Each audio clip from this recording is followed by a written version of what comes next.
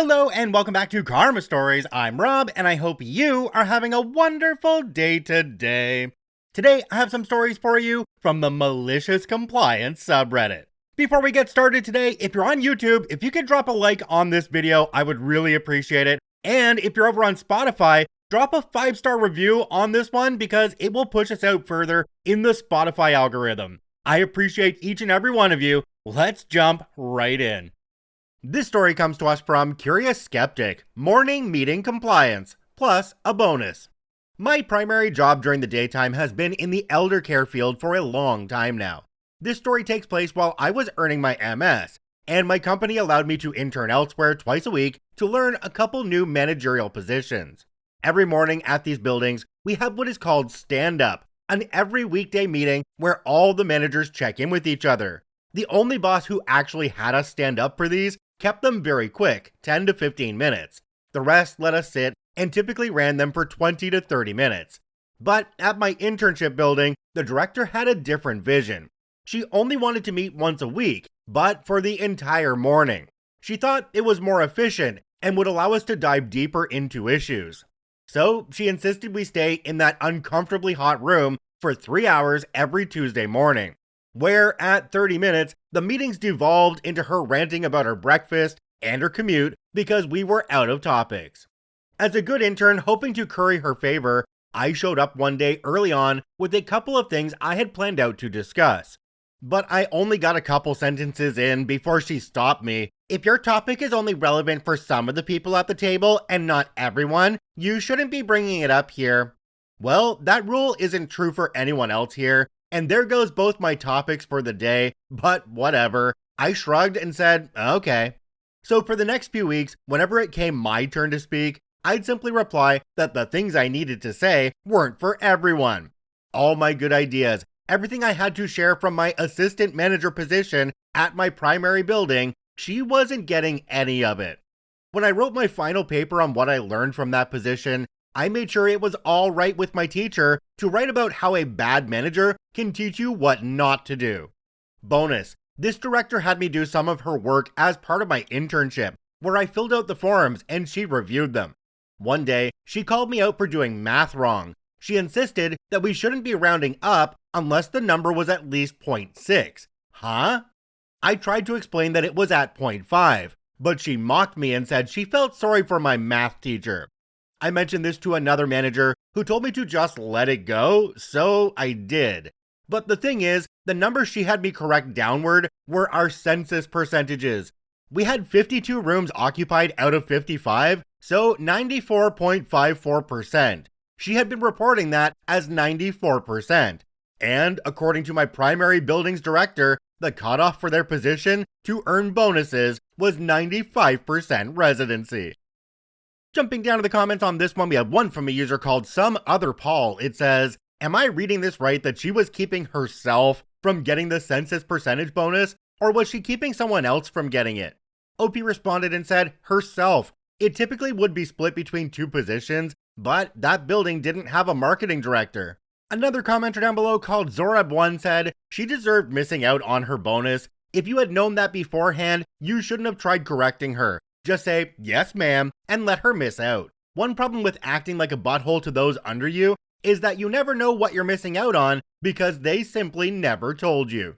You would think that working in an elder care facility that somebody who rounds numbers incorrectly would be a massive liability to that place because, if we're talking medications, that could be the difference between life and death. This is an issue that needs to be reported to somebody higher up than the director. And if there isn't a director or there's a board, it needs to be reported to them because that kind of rounding error could cause massive problems for that facility. This story comes to us from Two Dogs Life. Always cross your T's and dot your I's. I used to work in the office of a few companies in the DOT trades. At one, I had a guy walking off-site with a coworker on a Friday night and he slipped between the crane treads. He managed to gimp home on public transportation, but when he went to take his work boots off, he knew there was something seriously wrong. So I get the call Monday, he broke his leg or ankle. I write it all down, talk to the boss, and get the 411 for doing the workman's comp report. because there are huge fines if you don't report workplace accidents within a certain time frame, usually 24 hours. Now, we were subs, so not only did I have to report directly to the project's workers' comp line, I had to report to the contractor's safety officer for their compliance as well. I get the safety officer on the phone. "Hey, safety officer, I'm calling to report a workplace accident for Friday, 3 days ago. Here's an overview of," gosh darn it, "we've gone over 100. I forget the exact number, but it was more than 100 and less than 200 days without an accident. This is going to F up my bonus." Insert more muttering and swears. Well, safety officer, I understand how disappointing that must be, but poor worker has a broken leg. I think we need to keep our perspective here. Fine, whatever. Safety officer barely took note of what I said and hung up pretty quickly. I write out my notes, talked with safety officer, a big company, from this time to that, and outlined the details of what we covered during our conversation. I go on and call the workman's comp line for the project and get a to-do list so the worker gets paid while out of commission. There's no problem about the time lag as I called within hours of being informed. Phew. I make a file, add all my notes, copies of the worksheets I make, and go on to the next fire to put out. Well, it was a fine thing I did all that, because a month or so later, big guy from big company calls me up and tries to tell me that they got a huge fine because of us, and per the contract, we were on the hook for something outrageous like $50,000. I didn't even read my boss in at that point. "Big guy, you mean the accident I reported on?" "Wait a moment, here's the file." On Monday, within an hour of being told, I spoke with safety officer for 8 minutes and we covered these details. "Oh, he did mention being upset to lose his safety bonus." Silence.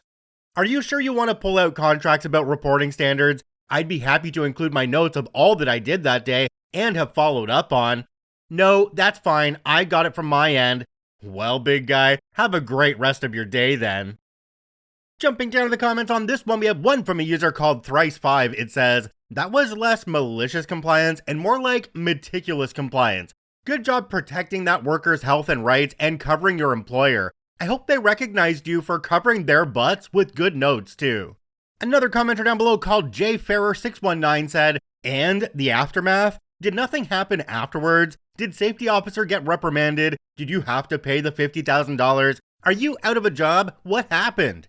OP responded and said, "No, we didn't pay the ridiculous fine. Big company was on the hook for that one because of their bonehead safety officer. Big guy is still running his big company and still a jerk 20 years later.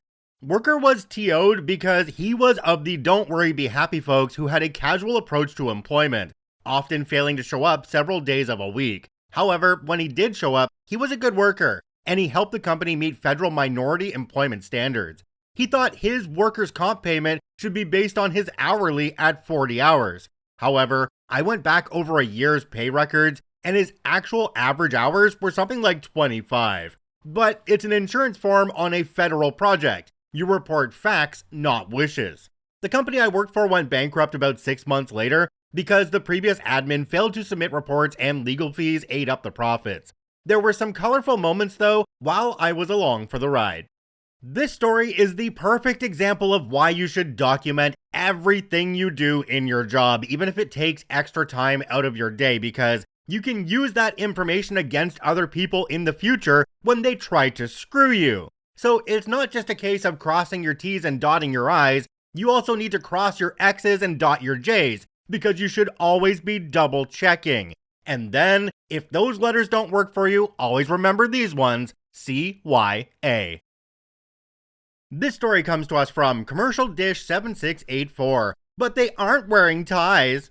I saw a similar story that reminded me of mine. Many years ago, I worked at a print shop that no longer has its original name, but people still call it by its original name, and is notorious for iffy customer service. Side note, one of the main reasons is that we encountered the most ridiculous asks, so when a perfectly reasonable request came through, we were already sitting on ready to engage in the madness. Apologies for anyone who was reasonable. Anyway, we were a pretty laid-back island of misfits store. Grad students, wayward musicians, lifers, tokers, and single moms who worked 2 jobs, but collectively got stuff done. P&L unmatched to the smoke breaks taken. Our uniforms were navy pants and button-down shirts, long or short sleeve, dealer's choice, and could even order a cardigan sweater, which all came from the corporate catalog. We get a new district manager who does a store visit. She determines that the men were not adhering to the official uniform because none of them were wearing ties. Pause. The reason why? We have an industrial-sized laminating machine that was diabolical and easily snatched up ties. Just a general choking hazard, and made absolutely no sense to wear to do this job. She threatens to write up anyone non-compliant and puts our store on notice. Quiet Storm Gill, not his real name, says bet. He reviews the handbook and sees that both neckties and bow ties are acceptable with no additional descriptions. So he orders a box of what can only be called the comical clown collection of bow ties from eBay, puts them in the break room, and tells the store to have at it. We're talking about polka dots, paisley, stripes in every color of the rainbow, and of ridiculous size proportions. Honestly, a joy to witness. Customers are like, this is interesting, which, by the way, makes Gil and others grumpy because they are taking a stance, not trying to spend more time with customers. A month later, district manager visits again. We have now normalized the bow ties. She is livid. She speaks to our store manager, who shows her the employee handbook and points out how it doesn't provide color or size parameters, and technically, they are all compliant and have taken her warning seriously. So, after she leaves, our store manager says that they no longer have to wear ties, and it is up to the discretion of each employee if they want to wear a tie on shift. Every now and then, someone would walk onto the floor with a polka dot reminder. Jumping down to the comments on this one, we have one from a user called GNUP Terry. It says, ties are a weird clothing item when you think about it. I don't think they've ever had a practical use. After reading this comment, I decided to do a little bit of research on neckties, so I wanted to find out exactly why we used them and what purpose they served. So it actually turns out that they weren't fashionable back in the original times. This goes back to the 17th century, Croatian mercenaries in the 30 Years' War. They were actually neckerchiefs that were used to hold their uniforms closed and protect their necks. When King Louis XIII of France saw this, he decided it looked fashionable and decided to adopt this style. I guess it just snowballed from there because the royals were doing it, and if the royals were doing it, other people wanted to do it. This story comes to us from Ready Branch 87. You want every detail documented? Sure thing. Hope you like 200 pages. Back when I worked at a mid-sized company, my manager decided that our team wasn't thorough enough with our project handoffs. We already kept notes, but he announced that from now on, every single step had to be documented in detail. His exact words were, "If it isn't written down, it didn't happen." Alright then. On my next project, I documented everything. Booting up the computer, logging into the system, which buttons I clicked, why I clicked them, screenshots for every screen, timestamps, file sizes, you name it, it went into the record. By the end, my handoff wasn't the usual 6 to 8 pages. It was a full 198-page binder, neatly organized with a table of contents. I dropped it on his desk with a satisfying thunk. He looked stunned. "What is this?"